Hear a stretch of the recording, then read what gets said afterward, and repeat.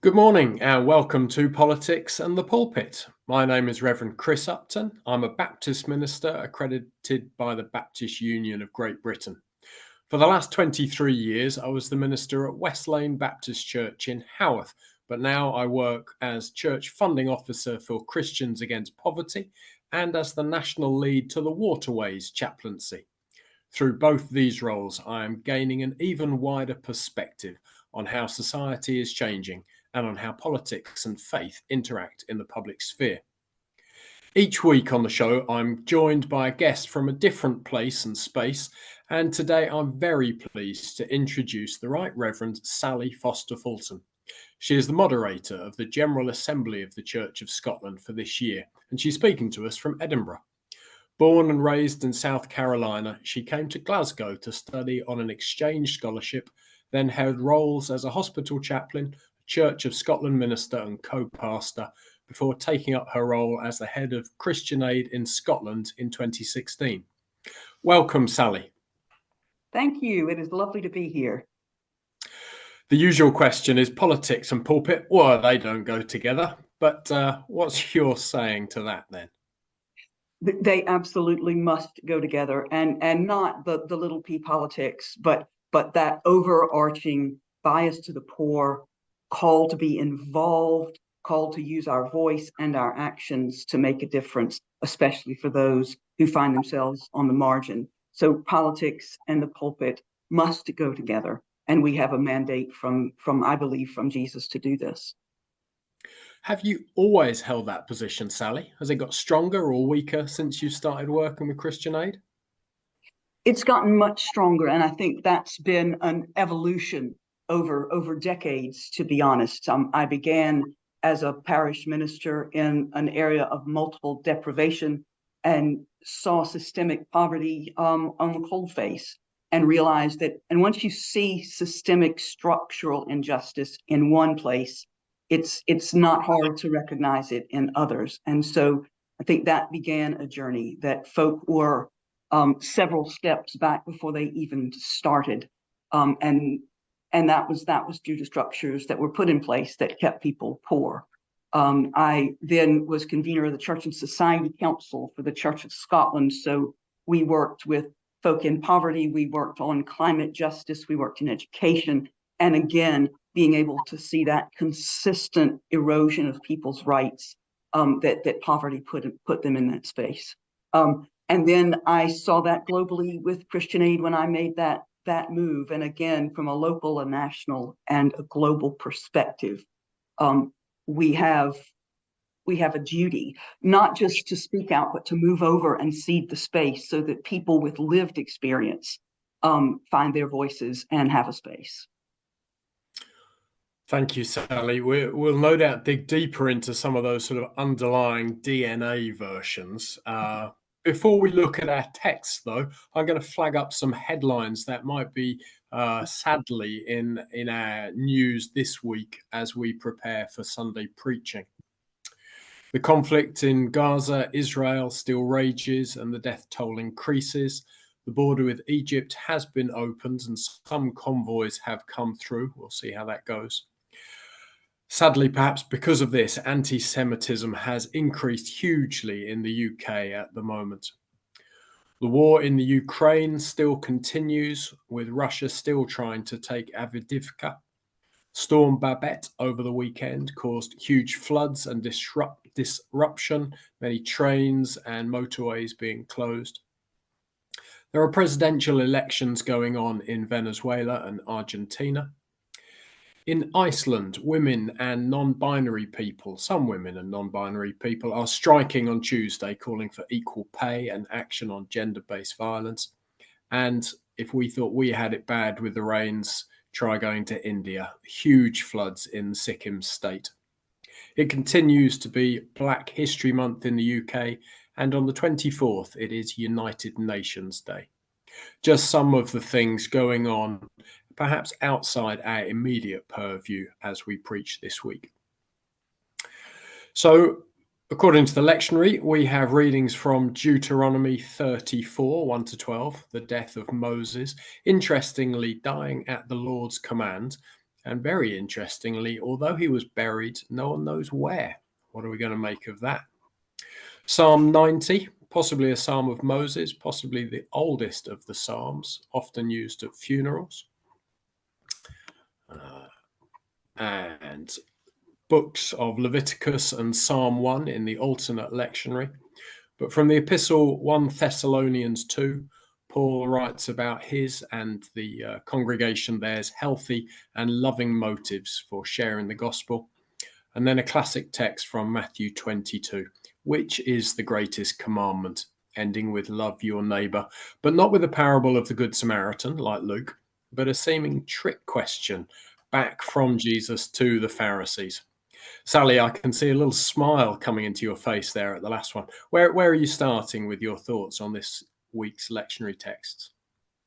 Funnily enough, I began my thinking with the Exodus passage, the death of Moses. And I've always been intrigued by that because I think the Sunday school party line that I grew up with was that this was a punishment, that he was able to see the promised land but not enter it because of earlier transgressions. But actually, the more I grapple with it, one thing came to me, and that's that there's always going to be a time when we don't get to be there, but we still are called to work for peace and justice and reconciliation. And that glimpse of the promised land was actually a gift. And we all have those glimpses of what peace and justice and equity can look like, and we're called to work for them. So I think that twisting of that passage and not looking at it from that Sunday school party line of a judgment on Moses, but actually it says, that he was the greatest prophet and there's never been another one like Moses. But it also moves after the 30 days into that space where, there's a raising up of the next one, and that that Joshua, son of Nun, is full of the Spirit because Moses had an impact on his life. So again, it's about what seeds we might be planting in the next generation and the folk that are coming after us. So for me, that's where my grappling began.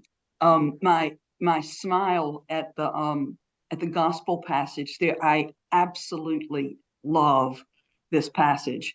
And at the very beginning of it, it talks when Jesus says, that on these two hang all the law and the prophets.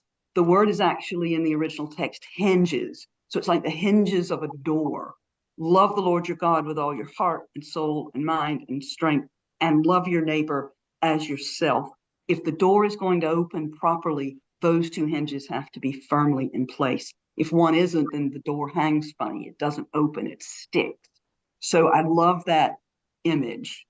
And then in this version, when this enters into that discussion, that weird discussion at first about Moses and about that naming, or the son of David, it's basically, it's not, I don't think, a trick. I think it's basically unveiling the customs that we use to blow a smoke screen and saying the authority for his speaking is coming from his actions and from God, and it doesn't matter about some of these conventions that we throw in front of ourselves to stop truth coming to us. So that was why the smirk, because I've been still grappling with what in the world is that doing there at the end. And I think whenever you see something like that, that's an invitation to take a step back and dive in deeper. So I think that's where I was coming from. Thanks, Sally. So I noted, I think for the first time in the Deuteronomy reading, this idea that yes, Moses has died at the Lord's command, and the Sunday school judgment on death comes through, and then the next line, buried in the valley of Moab, but no one knows his burial place to this day. Mm-hmm. And I was wondering about, well, what would have happened if we had known his burial place? Would we have venerated his shrine like no one's business? Would we have fought over who occupied his shrine? And the sort of value of allowing people to go anonymously rather than pinning our hopes on on a rose-tinted view of. Have you any bounce off that maybe, or? I really like that, so I'm going to nick it. So just be prepared for it. I think that's the whole point of this conversation. Now, I absolutely love that, because it is our tendency, isn't it, to put a marker in place, and then that can become a barrier, rather than a marker. So the fact that we don't know where he is doesn't impact on the legacy that's been left, and probably increases it in so many different ways, and to allow our actions to speak for themselves without having to have some marker. And that kind of flows into the Thessalonians passage a wee bit, doesn't it? That our appeal does not spring from deceit or impure motives or trickery. And then it moves quickly about, the words not being about flattery or greed, but we were gentle among you. So it moves quickly away from what the words might be saying to what the actions are showing. And so that tension, of saying your words are important, but actually what's going to speak most loudly is the way you behave, how you treat people, and who comes first in your queue. I wonder where, gentle. It's just a fantastic word, isn't it? And I hadn't really noticed that, I suppose. I'm really aware that preachers often, in my head, bang the pulpit and are sort of loud and shiny. But the idea of we were gentle among you, like a nurse tenderly caring for her children, that feels like a really powerful thing. It is, and I think it moves into her own children. She's not babysitting. She's treating these children like her own. You are mine, and for us to move into that space where where when we look in the face of another human being, we see the face of God, and we act and respond accordingly. That's a powerful call, and one sometimes we forget. And when you were going through our list of what's in the news this week, that prayer from God for us to recognize each other and the divine in each of us, and treat each other the way that God would treat us, is hugely complicated and yet so simple. It's so hard, and yet what we're called to. And as you look at the trickle of aid going into Gaza, there's still no way out.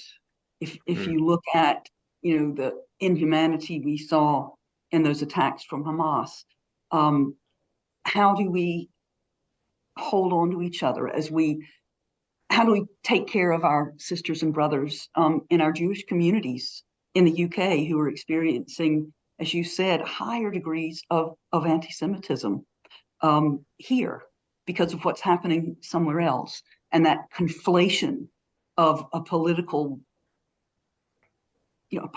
thing and a faith thing, and how easy it is to tip into that very dangerous space where we don't see each other anymore.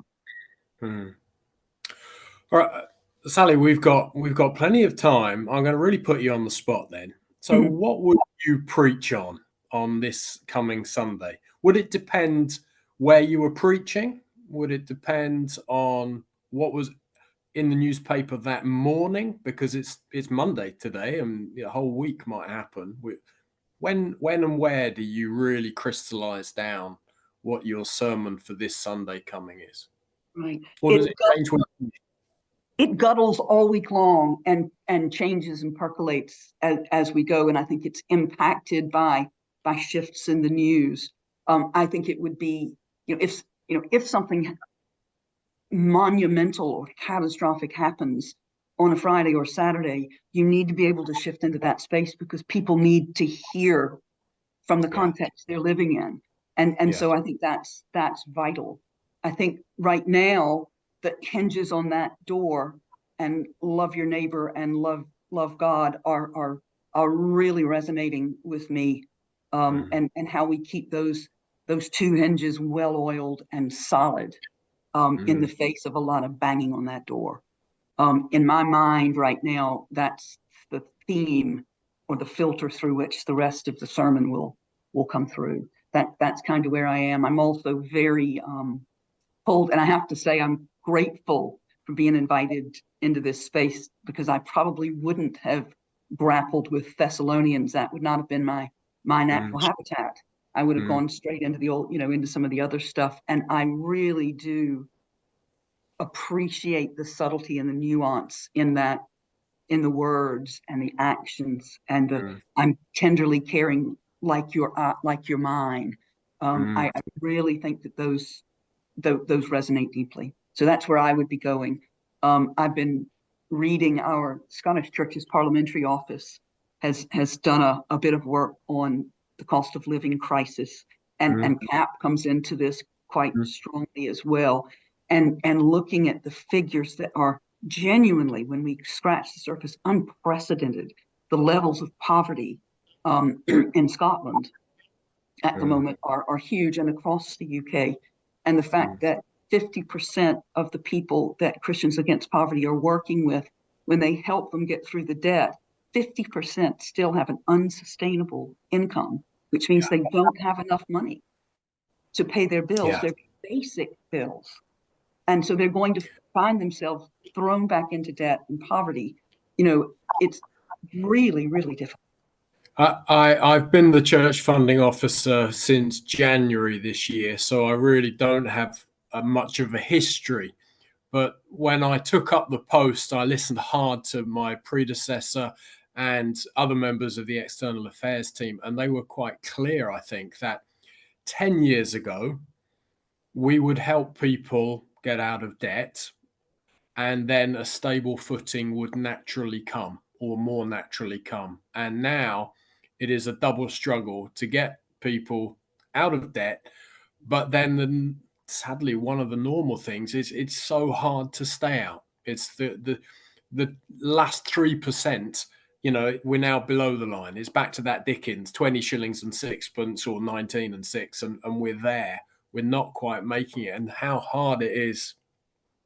And in some areas of the country, Scotland, the north of England, it's so different to Westminster. And I had a slight follow-up question that may be slightly different. I'm gathering your Scottish accent isn't kicking in just yet.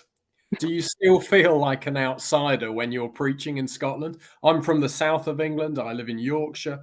I still feel like a southerner in someone else's space. Does that sort of outsider nature influence your preaching?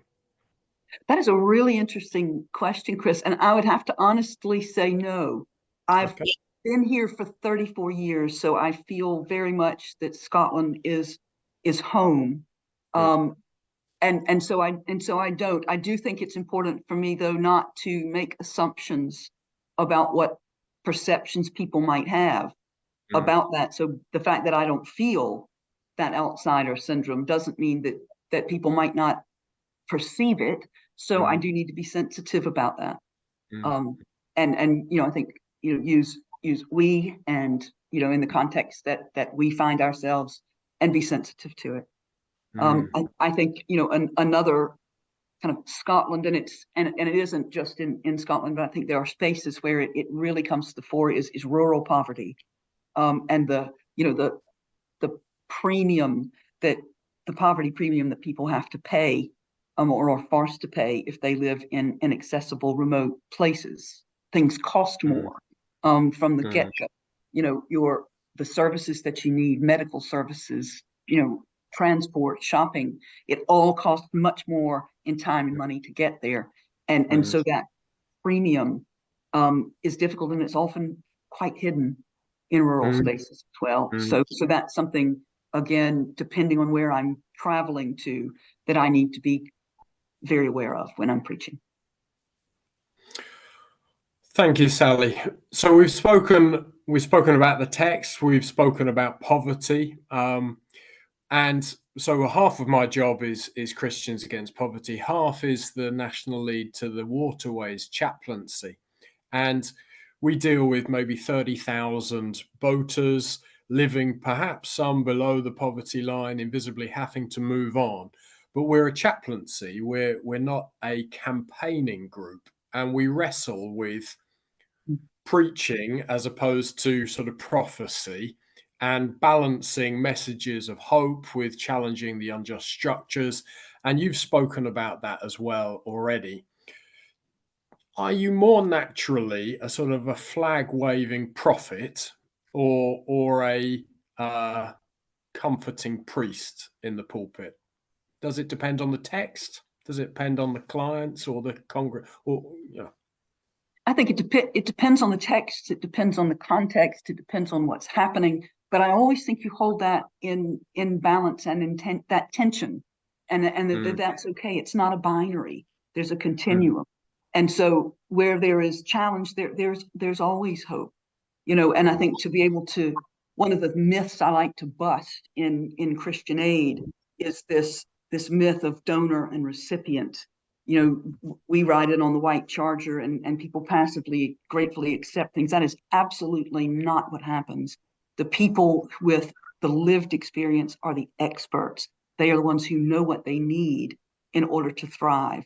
And we are there to support.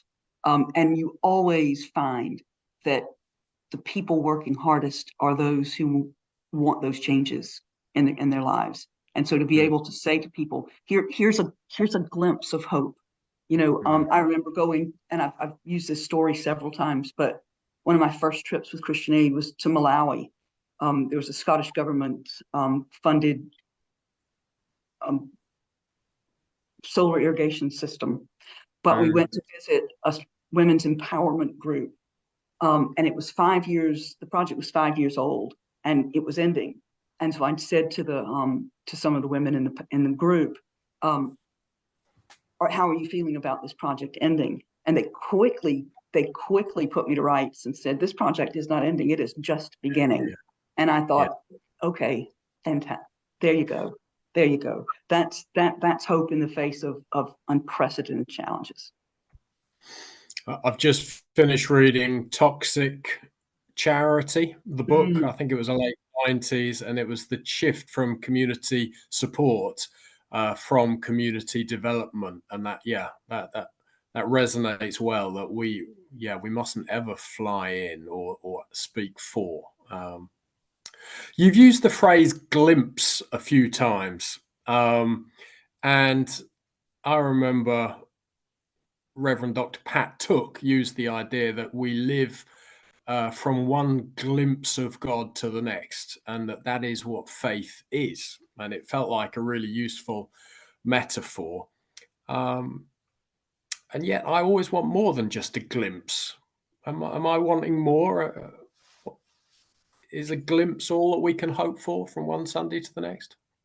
Absolutely not. And I hear you. And I think probably for me, a better or more powerful or more relevant image may be a spark, because a spark you can blow on, a spark you can get to catch fire and take hold and grow and leverage and scale and become something you never expected, or you did expect, but you had the gumption and the audacity to believe it might be true. And for me, it's those sparks we're called to fan into something different and into a flame. And so a spark, rather than a glimpse, a spark. A spark is inherently dangerous because we don't know where it's jumping. It can come out and burn us, or it can go. Yeah, I like the idea of, and I guess the divine spark. We're back to those early church fathers about we all hold the divine spark within us.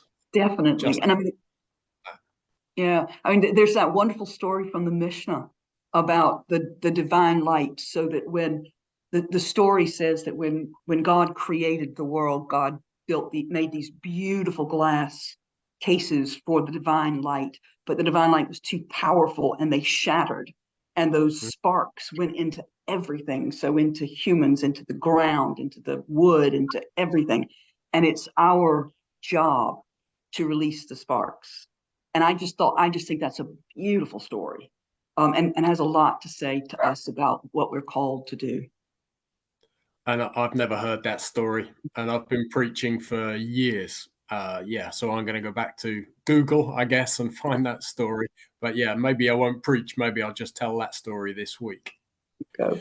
Sally, thank you ever so much for your comments and your reflections, giving us a window into how and why Christian Aid Scotland works so well.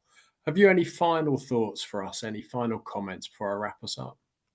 Well, because we didn't talk about the psalm, I think one thing that did, I find that psalm, again, that tension between, turmoil and trouble and that desire to be alive. The first 6 verses talking about, how transient life is, but it's still spectacularly beautiful.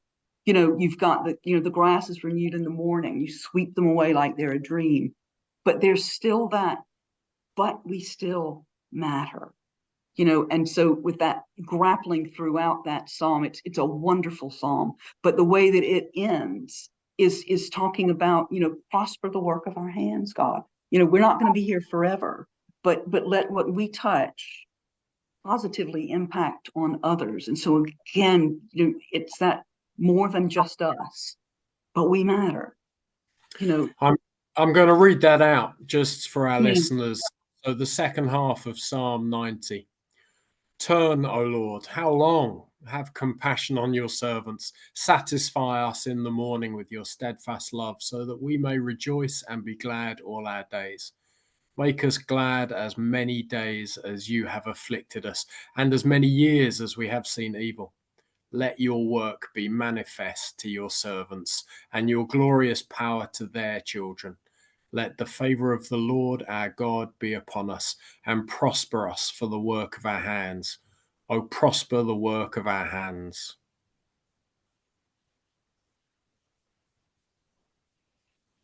Yeah, trying to comment on those timeless words is tricky. It's just let them rest. Mm-hmm. I guess, and I hadn't focused on that last line until you just pointed it out. This idea that we are co-creators with God. We are not consumers. I often fall into that consumptive attitude. Prosper the work of our hands. Yeah. Yeah. Well, thank you very much, Sally. It's been great to share this brief time with you. Thank you for sharing your wisdom and reflections. And thanks to the rest of you that are either watching or listening with us online, thinking about how we might preach politics from the pulpit this week. If you've enjoyed this episode of Politics in the Pulpit, please leave a review wherever you listen to your podcasts, and do share this episode with your friends. And Sally knows where you live, so all you Christian Aid workers out there, you need to share this now. We also have online spaces for further engagement and discussion about faith and politics on Twitter, X, whatever that is, at politics_pulpits, or using hashtag politics in the pulpit. And we have a Facebook group which you can access through the Joint Public Issues team. So let's go into both our politics and our pulpits with a blessing. And Sally, forgive me, I've stolen this largely from Christian Aid and slightly amended our blessing today. Lord, in this season of change and uncertainty in your church and in the world, give us a vision of the future. Give us courage to embrace change, to welcome new opportunities, to see new possibilities. And may we know you are with us yesterday, today, and tomorrow. Amen. Amen. Thank you, Sally. God bless, and God bless you all. Thank you, Chris. It was lovely to speak to you. Go well this week. And you.